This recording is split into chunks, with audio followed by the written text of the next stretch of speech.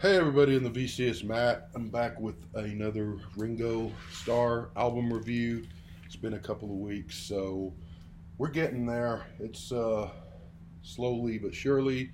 There's quite a few yet to go, but we'll get through them.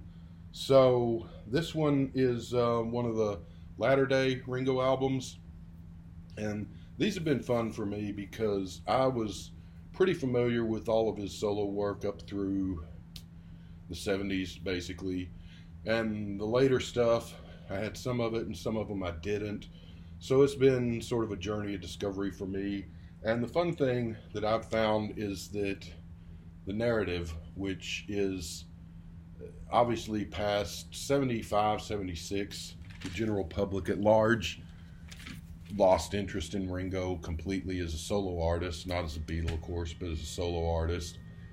And the only people paying attention, and especially with these later albums in the 90s and the 2000s, but even in the into the 80s, earlier than that, the only people really paying attention were the super duper Beatle fans, and even some of them had fallen off the wagon as far as really paying much attention to what Ringo was doing past the 70s.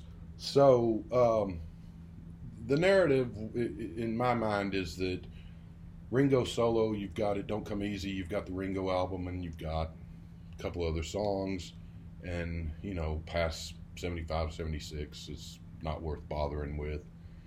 And as I've said on earlier reviews, admittedly there is a lot of gunk and junk on these albums, but what I'm finding is that there is also a lot of pretty good music, and some of these albums are pretty solid overall.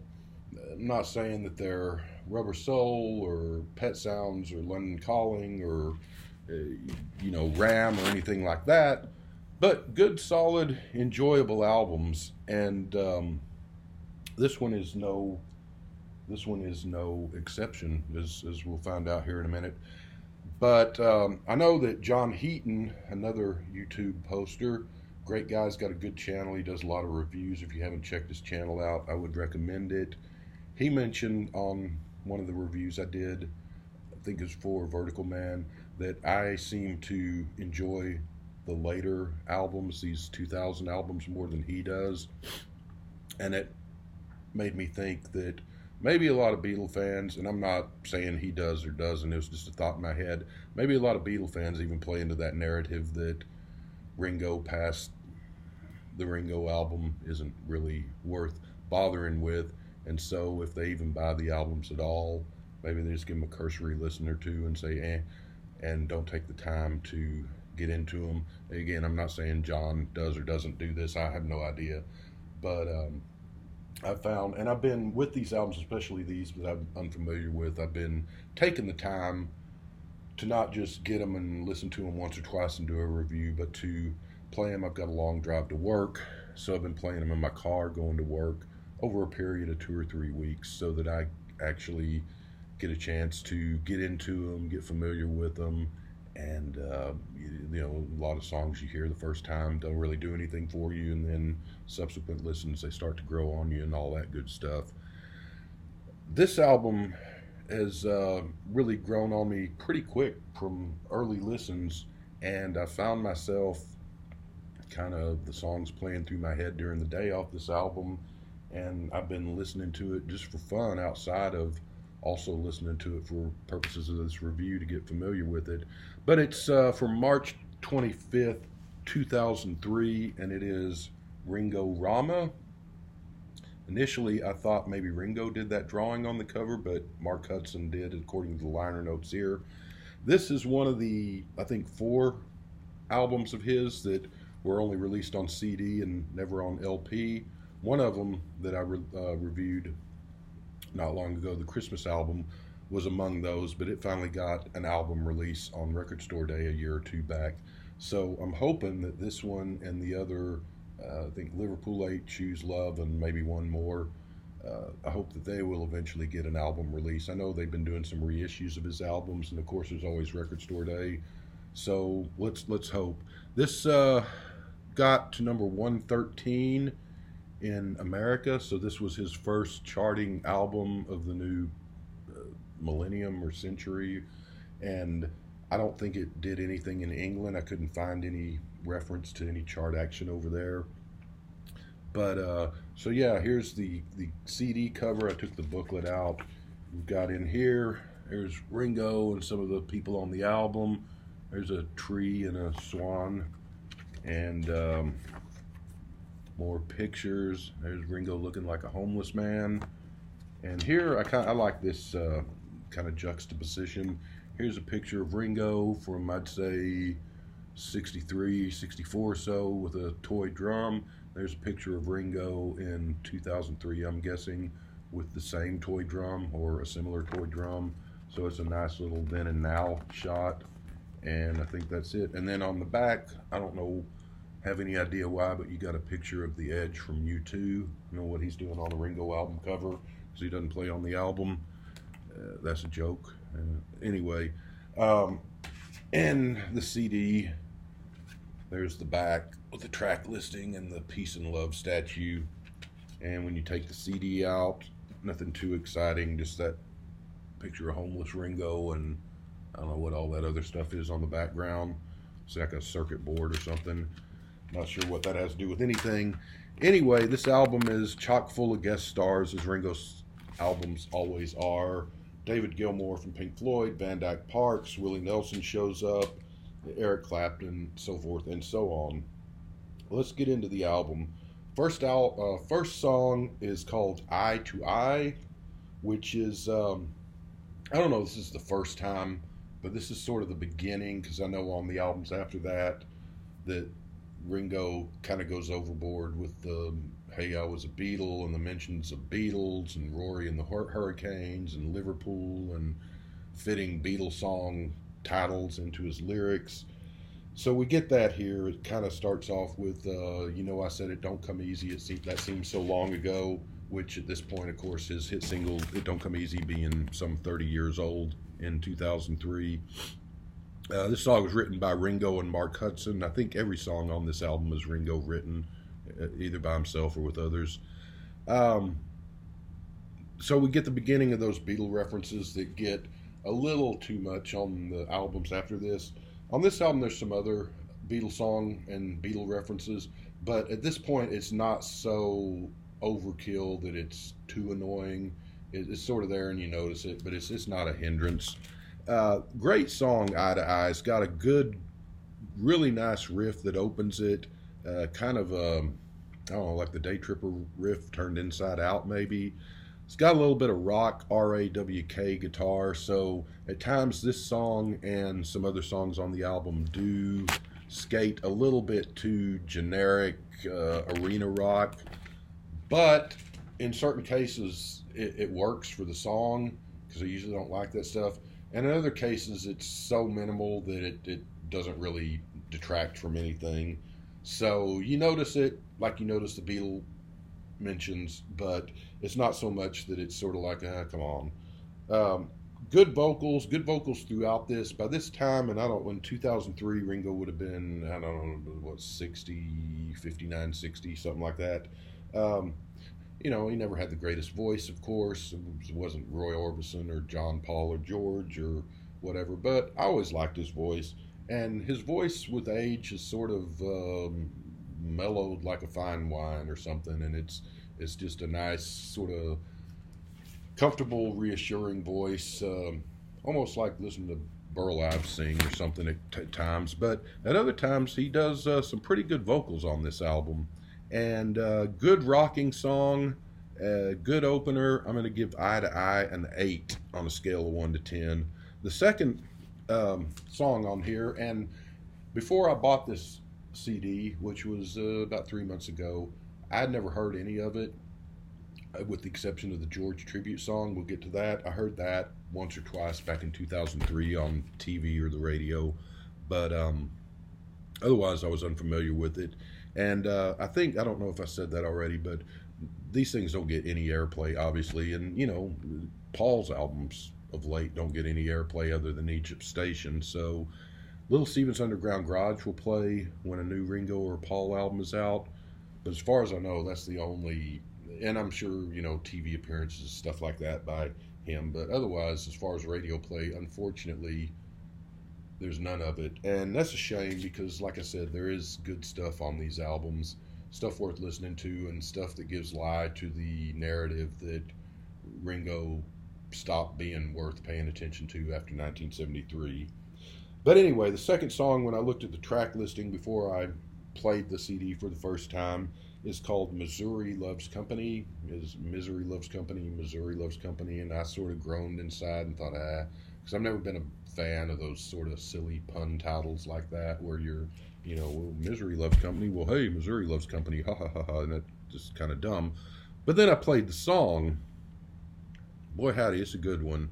It's a head bobbing sing along, just very pleasing. It's sort of a low gear, mid tempo, but at the same time, it's a rocker, so it's not somnambulant or anything like that.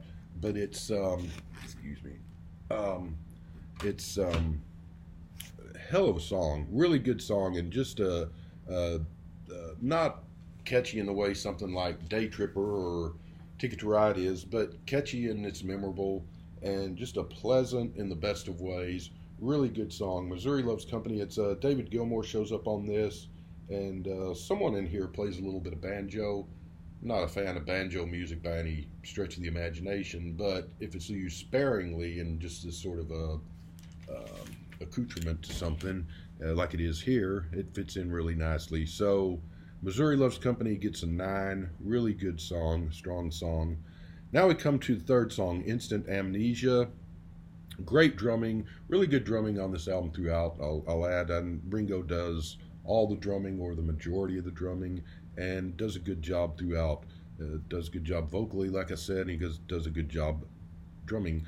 So this is a rocker, a good one, and it's sort of beginning reminds me of, say, a Wings rock song from the 70s from the Band on the Run, Venus and Mars period. Something like Let Me Roll It or something. And also sounds at times to me, or just a good 70s, late 70s, back when radio stations were worth listening to, just good rock and roll song. Kind of reminds me, kind of has a feel of a Great Lost Cheap Tricks song at times. Really good rocking song. Midway through the song, it has switches tempo into this this little jazz breakdown that's really cool. It keeps the song interesting, and it's a really nice touch. The end of the song has sort of a guitar going down, down, down, down. Reminds me a little bit of the ending of Have You Seen Your Mother, Baby? Standing in the Shadows by the Rolling Stones, and the play out. Great song. I like this one a lot, and this is one that's been playing through my head last few weeks. I'm going to give Instant Amnesia a 10. And again, I've said this before, but Ringo albums are not Sgt. Pepper or whatever, the White Album, and all 10s are not equal. I don't know if that makes any sense to anyone but me. So when I give a song like this a 10, I really like it. It's a really good song. Am I saying that it's Hey Jude or I Want to Hold Your Hand or You Really Got Me? No, but it's still really strong song. Maybe I shouldn't be ranking it a 10. Maybe I should be ranking it like a 7 or an 8. But I like it a lot, and it's my video, so it gets a 10. Fourth song is called Memphis in Your Mind, which is a tribute to Elvis. And a little bit generic, but it's sort of a boogie, rockabilly, 50s sounding song. It's a nice song. It's fun. I like it. And it's got, turn my notes over here, Roy Orbison shows up posthumously because Ringo had got permission from his widow to use the Mercy that shows up in and out. And that's kind of a fun touch. It's a good fun song. It's nothing great, but it's nothing bad, and when it comes on, it's a good listen. I'm going to give Memphis on Your Mind a 7. Now we go to Never Without You. This is Ringo's tribute to George, who had passed away. Very heartfelt, better song than, in my opinion, than All Those Years Ago was, the tribute to John, which I never thought was that good of a song, and it's up there or as good as Here Today. A little more interesting because while Here Today is a good song, I always thought it was kind of boring, truth be told. But there's a mention of Here Today or says here today in the lyrics, so I don't know if that's Ringo sneaking in a tribute to that song into John as well as George. Uh, Lyrically, it's got some dodgy moments. Here Comes the Sun is about you, a little silly, but overall, it's not only a heartfelt song, but it's not a boring song. It's a good song, and it's got some nice guitar bits by Eric Clapton. Can't believe I'm saying that because he really hadn't done anything worth listening since Cream, but here he shows up and does something a little bit interesting for the first time in 30 odd years. Um, Really good song. I'm going to give it I guess I'm going to go 7.5 on that. Now, that's followed up by Imagine Me Here, Imagine Me There, sorry. Ringo wrote this again. Ringo's written all the songs so far, Ringo and or other people helping him. Ringo on drums and electric guitar. John tribute, nice little ballad. Little two-power ballad sounding on the guitar. That's not the guitar Ringo's playing. I don't know who's playing it. But this is not as good as Never Without You, but it's not bad, and I'll give it a 7. It's a solid little song. It's sort of a bit forgettable, but things pick up a little bit now. We go to seventh song, which is I Think Therefore I Rock and Roll. I Think Therefore I Am, another one of those silly pun songs. I was thinking, oh God, here we go. But drums and guitar with Ringo. David Gilmour shows up again for guitar. Good drumming throughout. Bit silly on the lyrics, but really great rocking pop song. Catchy, little 60s sounding in parts. It's, love song to Barbara in some degree. It's also just about the joy of being alive and the joy of listening to rock and roll music. There's parts where 1, 2, 3 he shouts, and then a whole big old bunch of people shout it.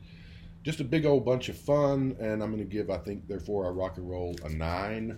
And we'll see where we go. Here we go to song number 8, Tripping on My Own Tears. This is Ringo, kind of a blues rock bar band playing blues rock if you go out on a Friday night or something. Kind of catchy, little generic, but has a bit of a netherworld feel to it, so that keeps it interesting. I'm going to give Tripping on My Own Tears a 6. Good song, nothing major. Now we go to song number 9. I really like this one. It's called Write One For Me, W-R-I-T-E for me. It's Ringo written, Ringo and Willie Nelson singing, trading off verses and or singing together at times. Slightly country-ish, which should be no surprise if Willie Nelson's involved, but really more of a pop song than a country song. I'm not a huge Willie Nelson fan. I think I have nothing against him. I think he's incredibly talented. I do like the song Pretty Paper that he wrote way back when, but the rest of his songs just never did anything for me, and I was never a huge fan of his voice. But I must say that his voice and Ringo's voice together works wonderfully, works magically, and they just fit. And as far as I know, this is the only time they ever did anything together, unless there's something on one of the later albums. But I think they should have done more together. And I know that a lot of people like Bukus of Blues, Ringo's country album, and Ringo's country leanings in the Beatles, like Act Naturally and other things like that. And people are hoping that he will do another country album. Some people are. And I think Ringo and Willie would be a natural fit to do something like that. Or not even country, just some country and some pop and other things, because this really is not a country song per se, but it just works really good together. And it's sort of like when Elvis Costello and Paul worked together. I thought they did some really good stuff, and it's a shame they didn't do more. Probably their massive egos prevented that from being too long range of a partnership. But I can see Ringo and Willie Nelson getting on pretty well, and really good song. I'm going to give Write One For Me 8.5. Just one of the highlights of the album there. We go to the 10th song, which is What Love Wants to Be. What Love Wants to Be, yeah. Ringo and Van Dyke Parks wrote this. Starts off, sounds a little bit like Free as a Bird, just at the very beginning. Nice crooning ballad from Ringo. Tempo kicks up a gear about 2 minutes into the song, and so it goes from sort of a ballad to sort of a somewhat of a rocker. not a high-powered rocker, but not a sleep at the wheel rocker either. Just a really good song and good crooning singing from Ringo on this. 8.5 for What Love Wants to Be. 11th song, and this is a long album. There's a lot of songs on here. One of the albums coming up, I think the whole album, I think, and I say because I'll probably be wrong, but I think it's Ringo 2012, which will be coming up here in a few albums. Is the whole thing's like 25 minutes, but this album is, I didn't figure up the time, but with all these songs, it's well over that. Song number 11, Love First, Ask Questions Later. Ringo plays acoustic guitar and drums. Nice vocals again. Just a nice, pleasant song, but a little bit of a background feel to it. But it kind of grows on you over time. It's got a quasi Indian music bit at the end that really works well. It's got goes into a little bit of a waltz time, about 3 minutes and 10 seconds in. So it is one of those songs that at first you think, yeah, this is just sort of okay, random, but it grows on you with repeated listenings. So I'm going to give Love First, Ask Questions Later a 7.5. And we still got quite a few songs to go on this album. Now we come to, and this was, I said the only song I ever heard before I bought this album was the George tribute. I did hear another song, not back then, but I heard it on the Beatles channel about 4 or 5 months ago, and I thought, man, what is this? This song's cool. And I knew it was a Ringo song, but I didn't know it. But that's what we're tuned on right now is song number 12, which is Elizabeth Reigns, Queen Elizabeth. She runs England, and man, I love this song. It's very Beatlesque sounding. It's if Ringo would have contributed a song to Magical Mystery Tour, this could have fit in on there. I think it's that good. I wrote down here, sounds like a strange lost Magical Mystery Tour outtake, but it's got just all sorts of musically interesting things going on in this song. A bit of accordion, a bit of a I Am the Walrus feel, a bit of a When We Was Fab feel, psychedelic Beatles, cool orchestrations. There's a line where he says, and I forgot the God Save the Queen, if you know what I mean. And I'm wondering if that's a sly little Ringo reference to Sid and Johnny and the Boys with God Save the Queen, She Ain't No Human Being from Anarchy in the UK. I don't know whether it is or not, but nice little bits of backwards guitar, pomp and circumstance, and royal music. Nice drum outro to the thing. Cute, funny little, at the end of the song, Ringo says, well, there goes my knighthood, which of course he would end up getting several years later. But the bells at the end, which are when the Queen and the royal family are out and about, they ring the bells and all. Everything about this song, there's nothing not to like. So I give this song a 10. And too early to say, but this might be in the running for my favorite solo Ringo song. I really love this song. And now we almost end the album. As far as the track listing, we end the album with song number 13, which is English Garden, which is written by Ringo. And it's music, but it's almost like a little soundscape as much as it is music. It's got sound of rain, barking dog, just some different sounds, but it's got music behind it. I love this one too. It's almost like a little character study, that a very brief, very minimal character study, but the way that Ray Davies and Paul McCartney, are the two that are better than anybody at doing those type of songs. Well-Respected Man, Eleanor Rigby, Waterloo Sunset, that sort of thing. It's not to the level of those things, of course, but it's really good. It's just Ringo singing about the joys of being home and being in his garden, I guess in the backyard with his dog Buster and his wife Barbara, and just spending the day in the English garden. It's very Pink Floyd sounding in spots, sort of a Syd Barrett Pink Floyd sound, sort of a Ummagumma era Pink Floyd sound at spots. Really nice little clarinet runs through it, and the song's short. It's pretty short and sweet and minimal, and gets in there and does its thing, and gets out of there. But towards the end, he starts singing "Someone's Knocking at the Door, Someone's Ringing the Bell, Let 'Em In." One of my least favorite Paul McCartney songs of all time. I can't stand that plodding piece of song, but it kind of fits this weird little experimental thing of Ringo's, and it works nicely. And I dare say that even though he only sings, 9 or 10 seconds of the "Let Him In" song, I think he does a better job than Paul's song, because you don't have to. The Paul song, I think, lasts 30 minutes, and this one you just get it. But just a little soundscape of happiness and contentment and family, and sort of a slightly hazy psychedelic day in your backyard garden in fall, I guess. And English Garden is just a weird little experimental thing.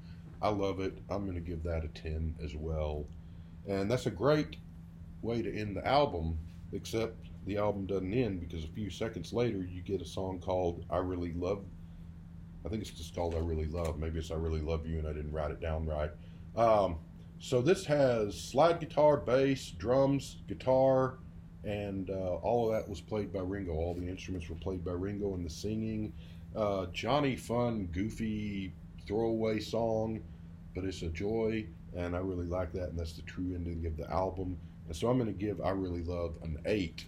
And so there ends the album, except when this came out back in 2003, there were bonus editions or special editions or deluxe editions. So there were 3 songs on those deluxe editions that were, some of them were released in Japan, some of them were released here, that were not on the album proper, and they're not on the CD that I have, unfortunately, but I looked them up on YouTube and gave them a few listens. So let's go through those. The first one, and they're all written by Ringo too, I believe. The first one is called "OK Ray," O-K-R-A-Y. Ringo written, as I said. Very 70s sounding Ringo song, kind of a New Orleans Cajun feel to it. Sort of reminds me also of the British music hall stuff, sort of "Come Dancing" by the Kinks comes to mind. I wrote down here that it's a happy ass song, and it is. It's a fun song. So "OK Ray" gets an 8, and it's a shame that wasn't on the CD proper. If they ever do a vinyl release on this, I hope they put all these songs on the LP. The next song, the next bonus track, is "I'm Home," which is a weird sort of do-it-yourself thing with keyboards and sort of a synthesizer sound, very out of character for Ringo. So it's kind of neat that he's being so experimental. And that's another thing I'll say about this album. There's a lot of variety. This and Vertical Man before it, it's not all the songs sound alike. There's a lot of different musical styles and genres and weird and fun stuff going on, and ballads and up-tempo and mid-tempo and different vocal takes by Ringo on both of these albums, and this is no exception. So "I'm Home" is this weird synth thing. About a minute and 55 into the song, it changes tempo, where it goes into horns and just sort of brass and horn music. Then at 2:14, it sort of slows to the interlude. Just experimental, interesting, nice Ringo vocal, nice background vocals, and I kind of thought of this as Ringo in a McCartney 2 album frame of mind, and I give "I'm Home" a 9. And again, it's a shame it's not on the CD proper. And the last song, the last bonus song, is called "Blink," which is a strange hybrid of country music, the Beatles, the Ruddles, a lot of variety on this album. That's in my notes, is around that. If this album had come out in 1974 after the Ringo album, or in 1972 before the Ringo album, or even 1975, I think it would have got notice, would have got airplay, and I think this would have had 2 or 3 hit singles for him. So it's a shame that it came out some 30 years later when nobody was paying any attention anymore. And the same with Vertical Man, and the same with some of the other later albums. Overall, I'm going to give Ringo Rama an 8.5, and there's nothing on this album I don't like, and like I said, I've been playing it to get familiar with it so I could do a fair review and not just give it a listen and do a review. But I've also been just playing it just to listen to it and for pleasure, and it's really pretty much from first play hit me. And the more I listen to it, the more I hear in it, the more it grows on me. And if you're not a, if you're not a Ringo fan, you're not going to like it. But if you're, like Ringo, the album, and you like It Don't Come Easy and all that, this might be one that's worth checking out. Go to YouTube and listen to it. Give it a few listens. You might surprise yourself and say, "Hey, that's some pretty good stuff on there."